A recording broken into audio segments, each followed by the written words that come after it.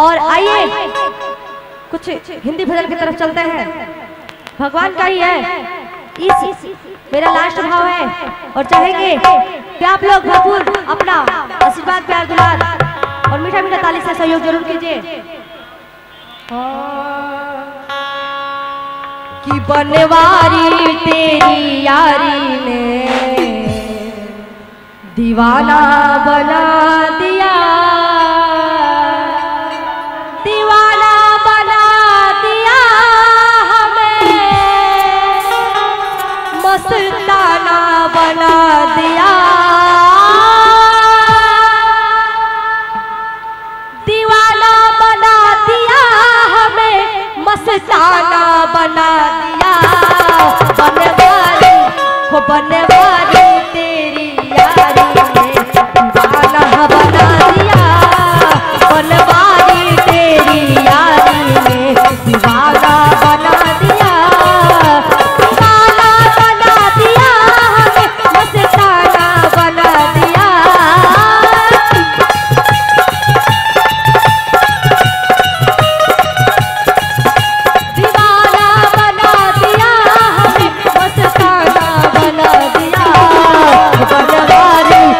गिरधारी बनवारी तेरी यारी ने दीवाना बना दिया, बनवारी तेरी यारी ने दीवाना बना दिया।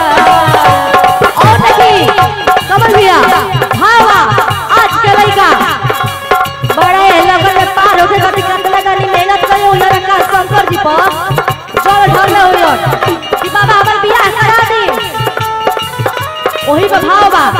देखी कितना बढ़िया बजावत नहीं, हमारे आशा ना विश्वास बा कि यहू गाना पर जौने के बजाई एकदम फल वाह ताकि सुनले हनी कि के तो कहले हो कि इहो लाली चमन जी के ही चेला हो, संतोष होया। वाह वाह वाह जोड़ा बा। बेल के पतैया पर लिखता नी लेटर, देखी भोले बाबा सिग्नेचर कोई दी है, बेल के पतैया पर लिखता नी लेटर, देखी भोले बाबा सिग्नेचर कोई दी है। मैं हरा बेटा तुम्हारा मैं हरा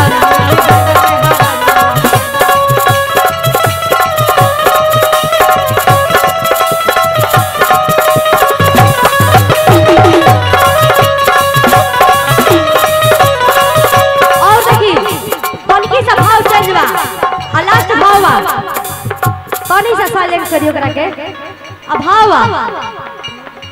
किसीली फर के तीन गो पाता, तीनों का चनार जी, और तीनों का चनार जी, ताहिर छैया भोला गोसैया, बैठन आसन मार जी। जवन गलती हुई हमरा क्षमा करब जा। लास्ट भाव बा। अच्छा हम की बोलो पूरा पूरा ताली बजाइए। किसी ली फर के तीन पाता, तीन का